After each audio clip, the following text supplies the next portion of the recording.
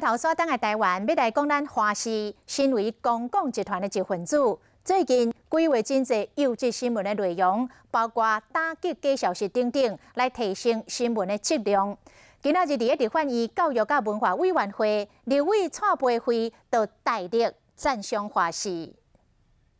华视新闻升级媒体就近打击假消息，提升新闻质量，受到各界赞赏。特别要赞许的是华视，他们在整个的假新闻或者是都是一些新三色的新闻充斥着我们媒体的时候，他们提出了很具体的新闻内容的报道，特别是在他们很具体的就事论事、实事求是的新闻报道，也在收视率取得了一些进展。华视新闻全体同日努力，不过华视因为执行三新方案，资遣招数员工，立委林奕华问到是不是合法，华视总经理强调拢有符合劳基法。我们是给预告工资1个月，也就是说他必须要上班1个月以后才离职，我们是请他有一个休假，他不用上班1个月的工资，所以我们完全合乎劳基法，而且更优。